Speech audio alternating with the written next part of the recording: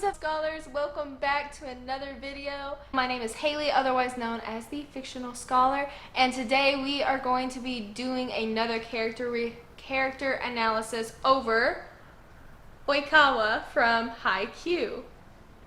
Not that I have any favoritism in this household or anything, but Oikawa is one of my favorite characters, and ever since I watched the show, he was an instant favorite, and rewatching Haikyuu several times, his character continues to grow on me, and I just adore this personality and his character and everything that his character stands for. And a lot of people often write Oikawa off to be a very shallow person, and a lot of people really miss the nuances of his character and who he actually is. And it's such a disservice to him and what he stands for, and it's also a disservice to just the storytelling of Haikyuu in general, because his character, these problems that he faces, and the way he stands against the main team, Karasuno, the way he and his team, the way they stand against each other, it gives such a great complexity to the show, and by diminishing Oikawa's character, it really diminishes the effect he has overall on the show. But if you haven't seen Haikyuu, this is your official spoiler warning. I will be talking about at least the first two seasons, probably bleeding into season 3 some. So if you haven't caught up on Haikyuu, save this video until you've caught up on it so you can come back and watch, and hopefully I do a good enough job that you think I've done his character justice. So I really hope you guys are going to enjoy this video. I'm so excited to do it because, again, he's one of my favorite characters, probably of all time, if I'm being honest. So without further ado, let's get into the video.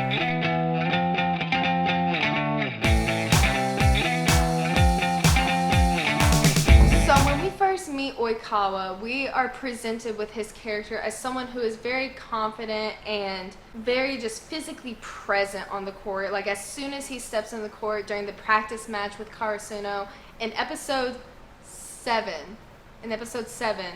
of Haikyuu, he has this almost larger than life presence, and all we do is see him serve.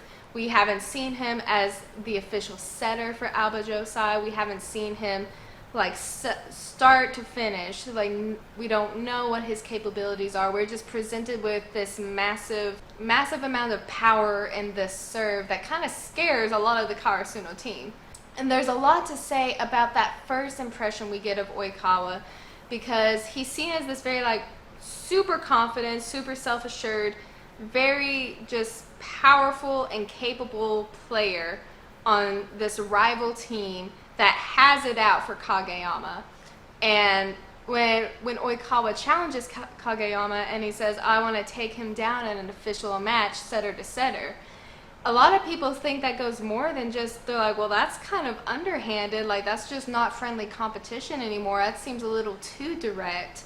And Oikawa and Kageyama, they obviously have history. Kageyama is Oikawa's junior, so Oikawa was a mentor figure in Kageyama's life, and you can tell there's a dynamic there that's not being talked about, and it's not mentioned in those episodes. And there's a reason for that. But this persona that Oikawa is originally gifted in the show is one of like someone who's almost a little overconfident, a little cocky, and kind of looks down on others. And it's the complete opposite of who he actually is as a person. While some of that confidence does kind of bleed into his character and his personality, and he does have confidence because he does have the talent to back up what he says, there is a basis for that confidence. What he says he can do, he's gonna do it. And of course, as an opponent, that's terrifying, having someone of this level of aptitude, and it's like, oh my gosh, we have to go against this guy? That's terrifying. So from that moment on, Karasuno, Kageyama, Karasuno, they kind of look at Oikawa and the rest of Alba Josai as like a huge milestone in a sense. They're this thing that they have to conquer, that they have to be before they can get to the next level, before they can get to, say, Shiratorizawa or nationals or anything like that. They have to conquer Alba Josai and Oikawa. And with this huge presence, this level of skill, and this confidence that he exudes, it seems so improbable that they are going to beat him. And it really makes, storytelling wise, and makes up for a great dynamic within season 1 and season 2 of seeing them going back and forth, learning, struggling, and just growing as a team to get to this point. So in that way, in that sense, Oikawa is a fantastic antagonist type, though he's not a true antagonist. I don't really think there's any antagonist in Haikyuu, but Oikawa kind of acts as an antagonist, or at least as a goal that the rest of Karasuno wants to get to. This is the goal, this level that they have to reach in order to get to the next step. And it's set up when we meet Oikawa in episode 7, and it's so fantastically done. But this persona that Oikawa puts up is one of that he's very confident, kind of looks down on others, and is not really bothered by people, or like people in general, anybody who's stronger than him or anything like that. But it's actually not the case. There's this very interesting mix between who he pretends to be and who he really is.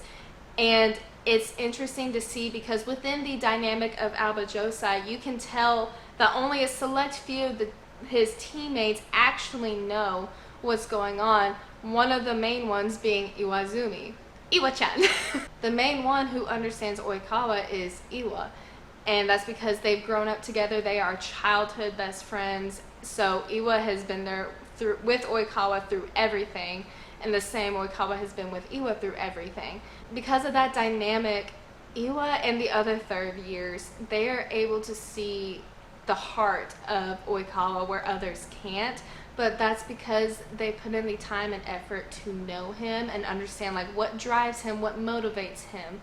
And so within this dynamic of the third years, and we see it a lot in season 2, when, again, spoilers, but when Karasuno is fighting. Oh gosh. When Karasuno is playing against Alba Josai for the second time, so Karasuno has something to prove because they lost the first time, and Alba Josai desperately wants that last chance to face Shiratorizawa and go to nationals. They want that chance, and this belief in Oikawa, this absolute faith that the third years have in him is really shown when they say like, we believe in you. And it's like, oh, okay, like that's pretty on the nose, like of course they believe in him, but it's so much deeper than that. And the reason why it's deeper in that is because of Oikawa's trauma. So Oikawa, before we get into this trauma, Oikawa's personality is actually a little different than what he pretends to be, and then 2, what other people perceive him as. Because a lot of people perceive him, he's like, oh, well, he's just a pretty boy, he's got a lot of like fans in the crowd, and he just plays up to them, yada yada yada. He's very shallow, he's just a cocky, overconfident person who just happens to be good at volleyball and all this other stuff. And it's actually nothing near to what his actual personality is. People often mistake what his personality actually is because they don't actually take the time to analyze it. First and foremost, Oikawa is actually very insecure. Like, extremely insecure. Not only about his skills, but about volleyball in general, and that there's this overbearing fear just looming up on him, just looming behind him, saying that he's never gonna be good enough. And it's created this inferiority complex within Oikawa, that he feels like no matter what he does, no matter how hard he works himself, no matter how much effort he puts into the sport he loves, he's never going to be good enough. He's never going to get validated. But we're about to get really deep into that. But before that, he is also, besides him being insecure, he is a very, very intelligent person. He reads the court like none other. His understanding and his knowledge of not only volleyball, but how the other team things, how it works, because of everything he puts into it, it is almost unparalleled in my opinion. Because and especially for Kageyama, like Oikawa can read Kageyama like a book. And he's just like, especially in season 2, there's a moment where Hinata goes for his first back attack and it is blocked by Abajosai. And Kageyama is very upset. He looks over, Oikawa's at the net. He's like, oh, you thought that was the best time to do that? I did too. And it's like, okay, so he's extremely intelligent, not just at volleyball, but in general. He's a very intelligent person. And he's actually a very caring person too. You can tell how much he just truly, deeply cares for his teammates and the game, his family. And we see that with his family, and we see it in season 2. He is with his nephew out taking him to volleyball practices, which is, it's a small detail, but it's actually really nice to see, because it's like he's not just about volleyball, and it's not just like, oh, well, I have nothing else to focus on, I have nothing else to do. It's like, no, he takes time for his family, he's taking time for his friends. He's just, overall, he's a very caring person, but that gets masked by a lot of his insecurities, that complex, and because he is a massive child. He actually is. He's very childish, and he has a lot of very weird antics that when you see it, you can't help but laugh. You're like, this man's a kid. Like, this is a child. He's not about to graduate high school and go to college. This is an actual child. One of the best examples I can think of off the top of my head is in season 2 when Kageyama approaches Oikawa for help, and Oikawa just kind of makes fun of him and is doing the whole and Oikawa kind of makes fun of him at first before he realizes how serious Kageyama is, and then he takes his situation serious. But he is actually a child. But those childish behaviors kind of are his defense mechanism, or are part of his defense mechanism in a sense. And it all plays into this big thing of his trauma. So Oikawa, growing up, Oikawa's faced this constant barrage of defeat and just failure from Ushijima. So there's this constant pressure that Oikawa has growing up. This is this barrage of failure from Ushijima, who is just this incredibly powerful and just naturally talented ace of a player. Like, he's so good. He's a wing spiker. He is just slamming the ball, and it's hard for people to block him. It's hard for people to stop him. He is just a force of nature. That is Ushijima. And Oikawa has been going up against him for so many years, but has never once gotten victory over him. And it's left him with almost like, it's kind of left him with PTSD, and it's just this overwhelming fear of being like, I'm never going to be able to beat him. This is something he can't overcome. And at first it's like, well, yeah, you know, most people have something they can't beat, something they can't overcome. That's normal in life. But for Oikawa, it really, really affects the way he approaches volleyball. And you can tell over the years and the little flashbacks we get with Oikawa, volleyball becomes a little less fun and a little more serious. And he's just focusing more and more at getting better and being the best he can be, not just for himself or for his team, so that he can beat Ushijima. Which, in and of itself, it's not a bad thing, but the way he approaches it, especially in the flashbacks we get of season 1, where we are shown that Oikawa works himself until he gets injured. And Iwaizumi is the one who forces him to stop and call it quits, and he's just like, no, I can't. I have to keep going. I have to keep practicing. I can't lose. I can't lose again. This constant attack, in a sense, from Ushijima has really, really affected Oikawa a lot more than what someone would think it has. And in his mind, Ushijima is like this overbearing wall that he cannot get over. And no matter how much he tries, no matter how much effort he puts into it, it seems like he's never going to climb over that wall. And so he takes it in a negative way, and he ends up hurting himself just trying to get better.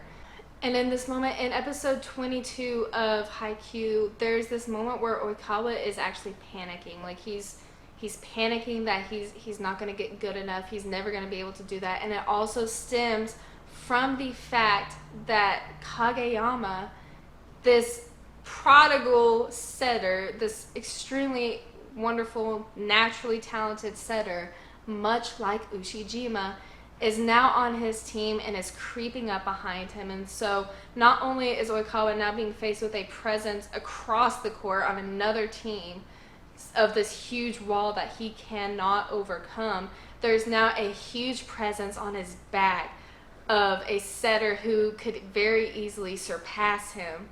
And it terrifies him. Terrifies him to the point where, again, he starts practicing even more and he's overworking himself. And he's, again, Iwa, and it's the same instance, Iwa is forcing him to stop. Of course, Kageyama approaches Oikawa. Kageyama had no idea what effect he was having on Oikawa. And he didn't really know it was an unintentional pressure from Kageyama, but he didn't realize the pressure he was putting on Oikawa. And so when Kageyama goes up to his mentor, he's like, hey, will you teach me how to serve? I love how Haikyuu does this, the animation, it changes, and Oikawa's eyes get get dark, and then you see him looking at Kageyama, and Kageyama's eyes are red, and everything around him is like dark, and it's kind of moving in a like odd sense. And all he's thinking is like, get away from me, like get away from me. And he actually like has this panic attack where he's seeing Kageyama, then he's seeing Ushijima, and he's just thinking of these unbearable presences, these walls that he's never going to be able to conquer because they're naturally just that much better than him. And he just panics and he kind of loses his mind in that one instance, and he tries to go out and strike Kageyama.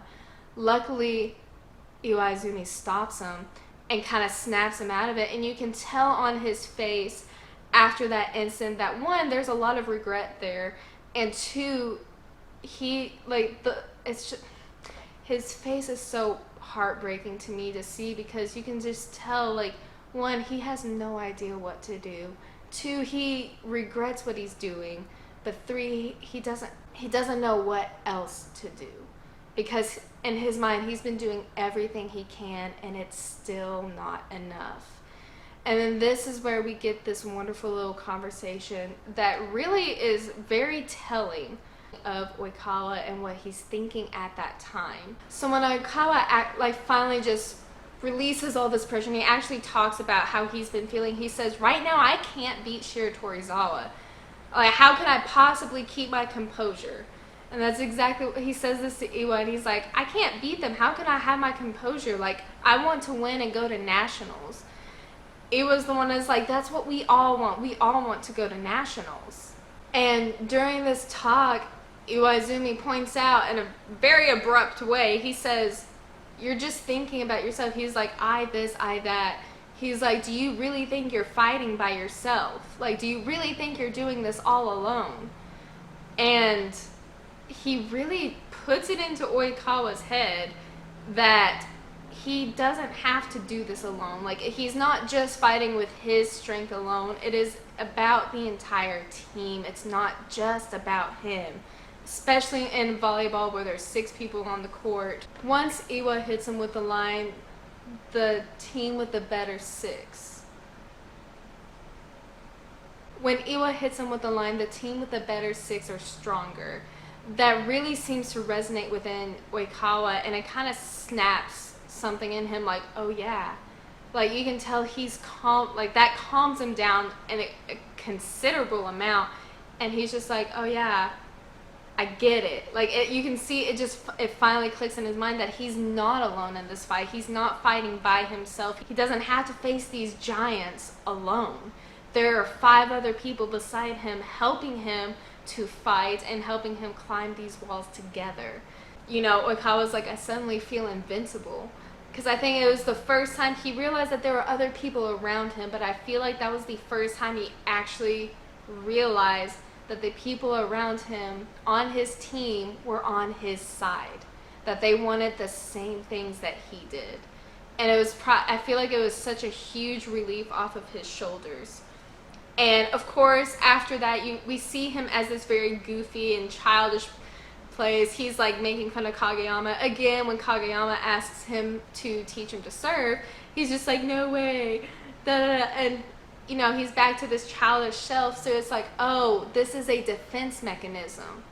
This is a way that Oikawa is coping so that something like what happened previously doesn't happen again. It continues, and in season 1, there's little bits and pieces where we can see Oikawa really struggling with the idea of these just powerhouses, individual powerhouses that are just so much better than him per se.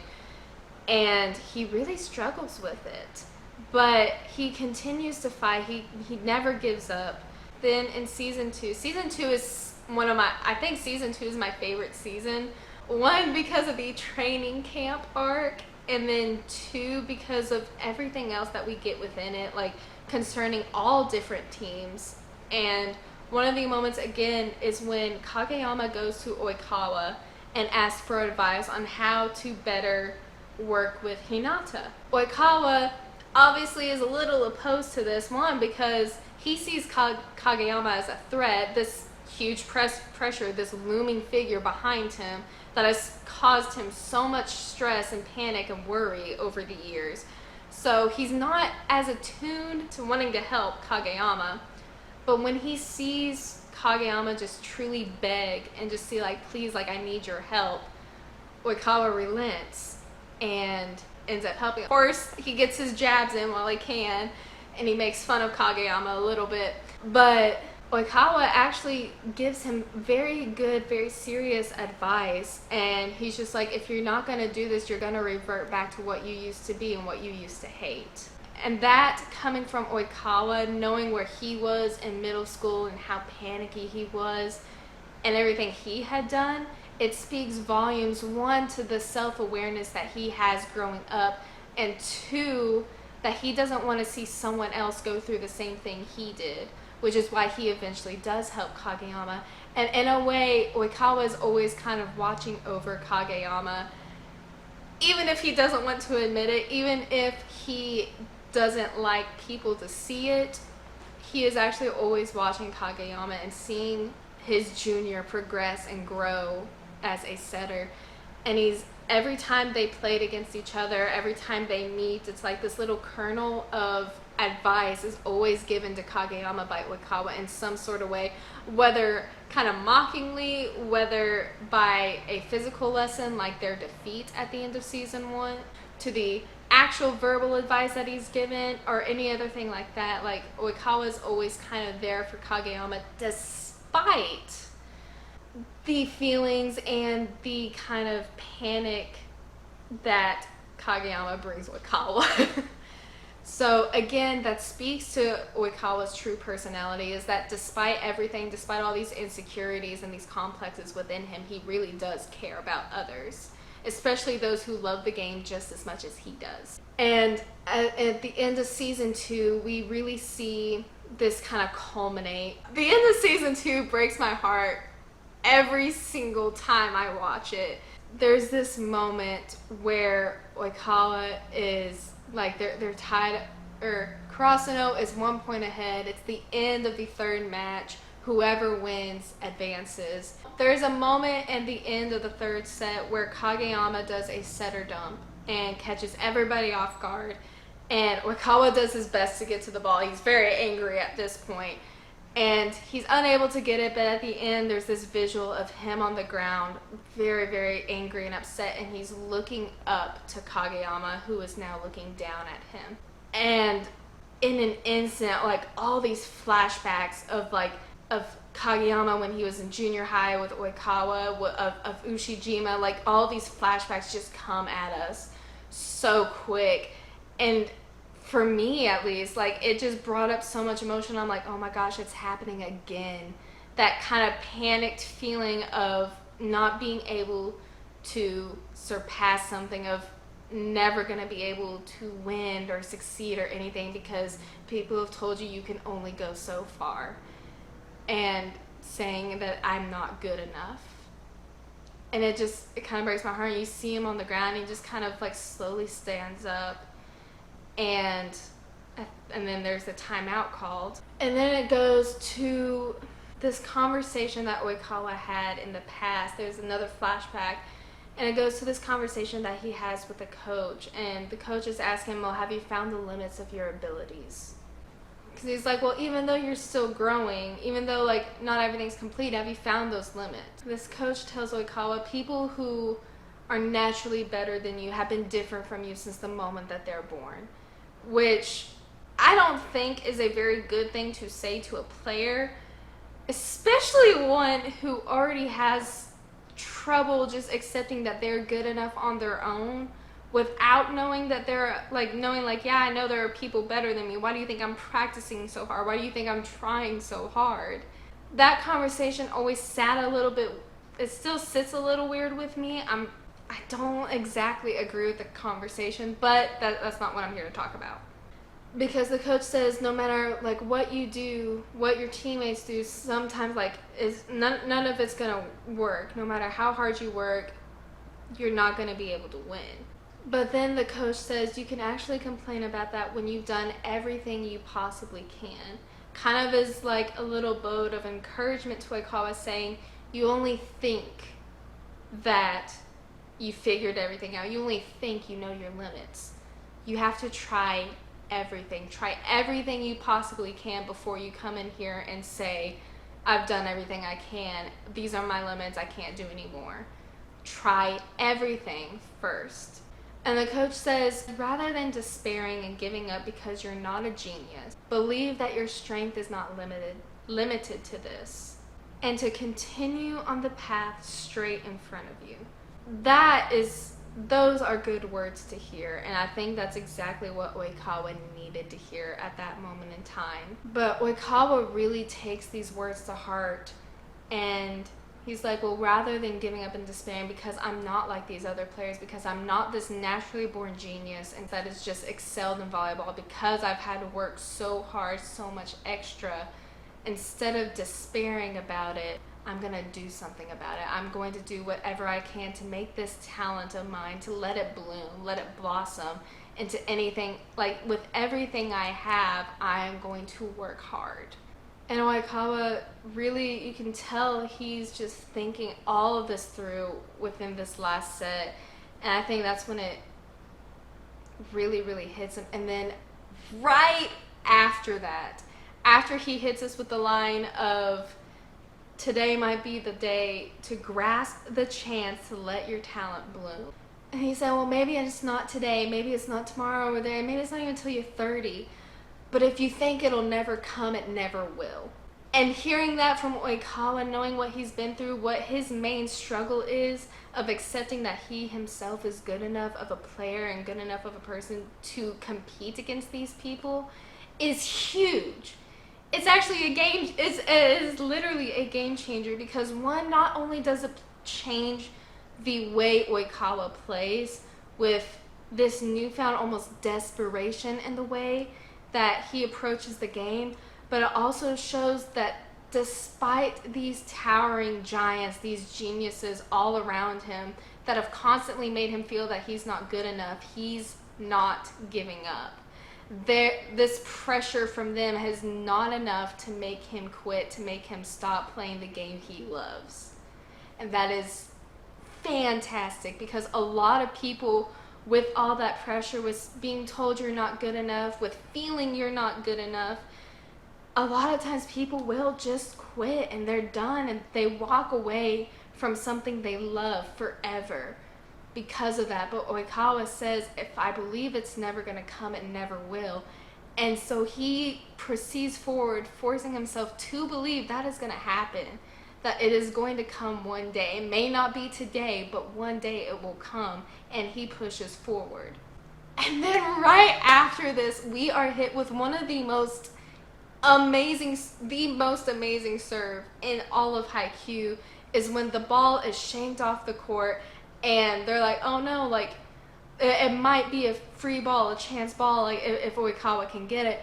Oikawa pulls off a long distance, like across the court, set to Iwaizumi. And Iwaizumi knows it's coming from him. He has full faith, full trust in Oikawa and goes up to hit the ball. It's incredible to see, first of all, but just knowing that from what Oikawa was just saying and then these actions that he's saying, and after he crashes into a bench on his bad knee, the knee he injured from working too hard, on his bad knee, and he gets up and he's running, and then he drops this little nugget. He says, talent is something you make bloom, and instinct is something you polish. That's so amazing. You see all this dedication into this, in this man for this game that he loves, and he's giving it all he's got. Of course, heartbroken. Of course, Alba Josai ends up losing the match against Karasuno. And that scene at the end of episode 24 in season 2 where Oikawa and Kageyama are just kind of facing each other, and you can just see so many emotions on Oikawa's face. You can tell there's so many things he wants to say, so many things that he's trying to process. But in the end, what he says to Kageyama is saying, we're tied now. 1-1. We both won a game. He says, don't get on your high horse, which a lot of people are like, oh, that's kind of condescending. He's just being a sore loser. But no, he's really not. One, he's keeping Kageyama accountable. He's keeping himself accountable, because I think him saying that was also a way to kind of protect himself in a way, because he's like, it's not as if we were completely blown out by these guys. Like, we won a game against them, they won a game against us. We're even. We're tied. That's it. And Oikawa, after that, we really see how much he truly cares, not only for his teammates and the rest of Alba Josai, but we also see his care and respect for Kageyama. But first, with the teammates, he sees Iwaizumi crying, which... He sees Iwa crying, and he just gives him a like huge slap on the back. Like, it conveyed so much more than any words could have. And it was basically like it's okay, we're fine, you got this. And after that, he's taking care of his team, because he is the captain. He has a lot of responsibilities on this team, and you can tell he's bearing all this emotion within him just so he can keep his composure, keep face for the team, especially some of the younger ones, the first years and the second years. So he's keeping it all together, keeping everything he's feeling inside, and he's approaching everybody else, helps them get all loaded up, and then he has this little confrontation with Ushijima, which is where the famous "you should have come to Shiratorizawa" thing comes in, because Ushijima's like, look, if you would have come to Shiratorizawa, your talents wouldn't have been wasted. Which is a huge insult to Alba Josai, which is a fantastic team. And Oikawa just was like straight up laugh, and it was like, he's like, maybe I would have done well. He's like, but that wasn't the point. And Oikawa says, I don't regret anything. And that, coming from Oikawa saying that he doesn't regret his decisions, is also a huge sign of his growth and a huge sign of his acceptance of not only his own skills and his own worth within the team and at volleyball in general, but saying it's like, I didn't have to be on the same side as you to go to do these things. I didn't have to be on your team in order to experience this greatness. And that's such an incredible growth moment for Oikawa. Because then Ushijima was like, well, if it weren't for your worthless pride, you would have known where to come. And Oikawa hits him with the scariest face we've ever seen from Oikawa. It just really just shows his emotions and how he truly feels about it. And he says, don't you ever forget my worthless pride. Which, that's a declaration of war if I've ever heard one. Oh my gosh. That line is fantastic because one, it shows Oikawa's not done. He may be done in high school, but he is not done playing volleyball. We are going to see him again. That boy has not given up anything. And he's like, don't you dare forget it, because I'm gonna be back, and you better be ready for it. Like, the growth just that one sentence holds for Oikawa is phenomenal. Because he went from being so scared and so panicked over even the thought of not even being able to compete against these people to saying, don't you forget it, because I'm going to be back. I'm going to take what I have and I'm going to compete against you with all my might, and you better be ready for it. Like, that's incredible. And then on top of that, he gives praise to Kageyama. And he says he's not there yet. Oikawa says Kageyama's not there yet, but you better watch out, because he's not alone anymore. And now that he's not alone, he's a problem. Like, he's dangerous now.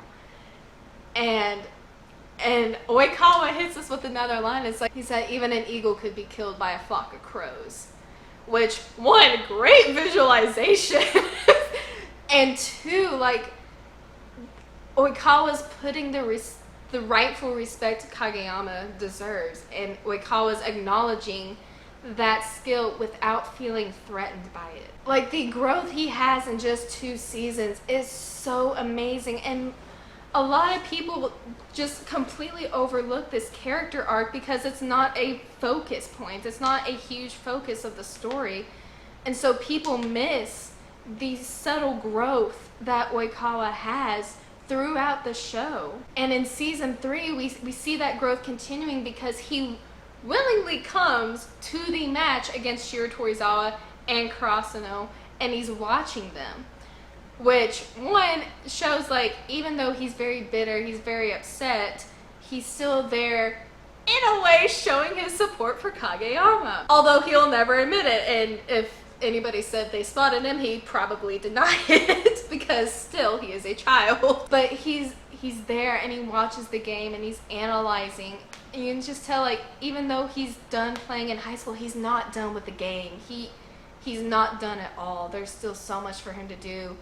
The one little cameo we get from Oikawa in season 4, which caused a huge uproar, is just him watching Karasuno's game on his phone, watching Kageyama, and he sees how Kageyama is growing and progressing, and he takes that and he's just like, fine, he's still growing, he's still developing, I can't stop. And we see him running. Of course, it's kind of a humorous scene, but it's like that, even that little scene shows that, like, Oikawa's not gonna stop, and he's not gonna fear the others anymore. He's gonna take it as a challenge, and he's like, all right, let's go. Of course, there's that extra moment of season 2, kind of a extra scene of the Aoba Josai team after their loss to Karasuno. And this is where we truly see when Oikawa lets his walls down, when he drops the persona, he drops everything that he pretends to be. We really see the deep care and compassion he has for his teammates, especially his fellow third years. They're like his brothers. And he really shows that when they're all in the volleyball gym, they're just playing around, and Oikawa's like, I need to tell you guys something. They're trying to get him not to, and Oikawa just says, thank you for the last 3 years. And he's crying. And it breaks my heart every time. Oh my gosh, I'm actually gonna cry, my gosh. Get it together. But Oikawa says, thank you so much for the last 3 years, and that's all he needs to say, because one, his face is showing all of his emotions, what he's truly feeling, and the other is that he just doesn't need to say anything else. Like, they understand the depths of what that thank you meant. And of course, all the third years start crying. They're all just having a tear fest. But even better, there's a moment with Iwaizumi and Oikawa afterwards where they're walking home, and Iwa acknowledges, he's like, you probably won't ever be satisfied. You probably won't be happy until you're old. Oikawa's like, why are you putting that on me? Iwaizumi really encourages Oikawa here. He's like, don't stop. Basically saying no matter how hard it gets, don't stop. Like, continue pursuing that goal, continue pursuing that dream and that love and passion that you have. And Iwa says, I'm proud to have you as a partner, like as a friend, and you are the absolute best setter. Which you can tell how much it means to Oikawa to hear those words from Iwa. And they end it with this neat little challenge of Iwaizumi saying, like, even if we end up on different teams, like, I'm still gonna come at you with everything I got. And Oikawa's like, of course, bring it on. And they have this beautiful little fist bump that makes me cry. I'm a very emotional person, if you can't, garner that information. It made me cry because, like, these two grew up together, and Iwa said these things knowing the struggles that Oikawa has gone through, knowing what he still struggles with to an extent, and he knows how much those words mean, because Iwaizumi doesn't front. He's very blunt. He's a very blunt person. So if he says something, he means it, and Oikawa knows that because they are best friends and because they grew up together, because they've been playing the game so long. He knows that Iwaizumi is being honest with him, and that's why it makes such a huge difference in Oikawa and why he can take those words to heart. So Oikawa is a very, very complex character, and he's a very interesting character in the show. One, because of this kind of duality of what he pretends to be and what he actually is the front that he puts off is like 90% false. Yes, he has confidence, and yes, he has the skill and basis to back up that confidence, but behind that, behind all the other actions, there's so many layers that go underneath it, to his actions, to the way he speaks, to the way he acts towards other people, to the way he acts towards his friends versus enemies. Everything plays into this little persona, but once you peel away the layers and you look at who he truly is as a person, what he cares about, what he's passionate for, the insecurities that he has, this inferiority complex against Ushijima and Kageyama, and how intelligent he is just analytically and everything like that, and how caring he actually is towards people that he's called his enemies, Kageyama. There's so much more to him as a person than people give him credit for.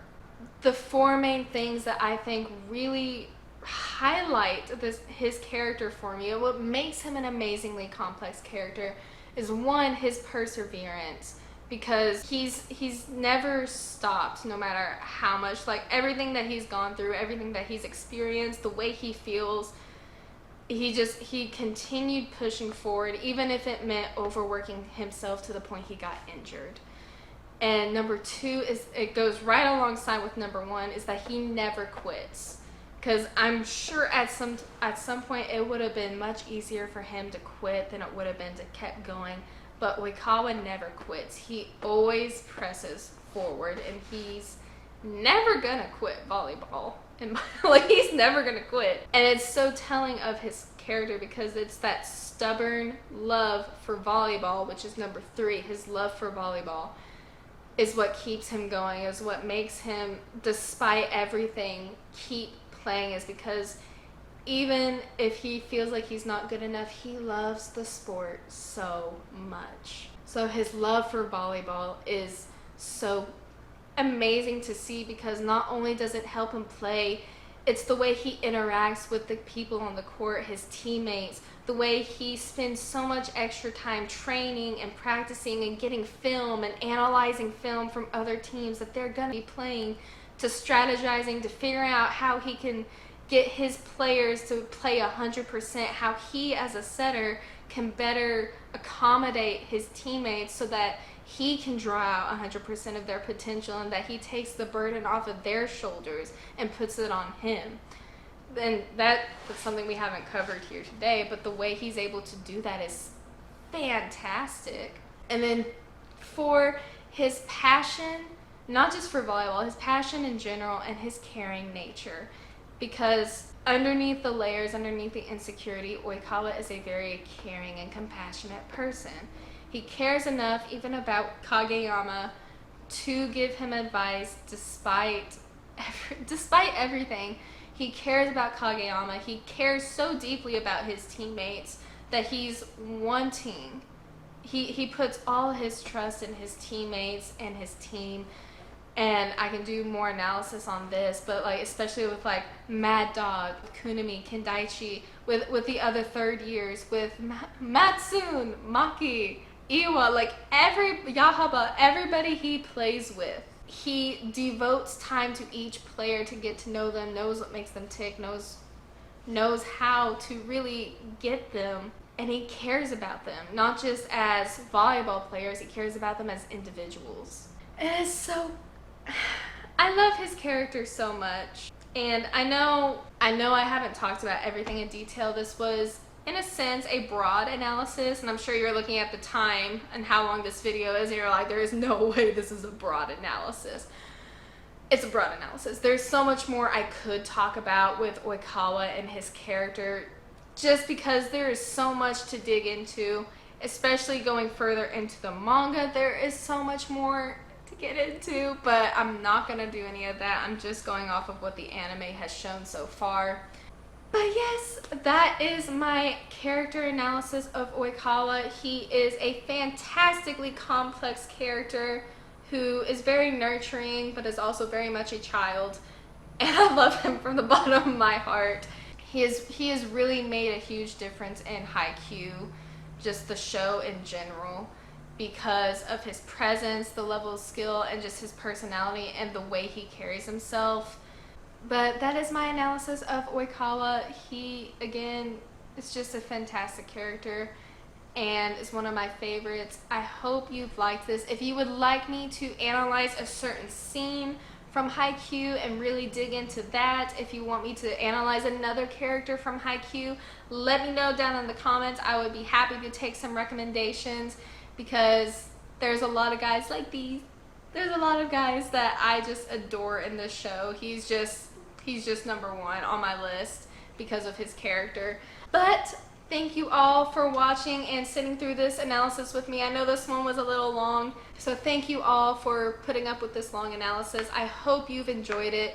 If you have, let me know down in the comments. Let me know if you agree or disagree. If I've missed a few things, please let me know down in the comments. Again, I know I missed some stuff. I know I wasn't able to dig into everything, but I hope I did this justice. If I need to, I will do a second part and really dig into everything about Oikawa's character, or dig into certain scenes.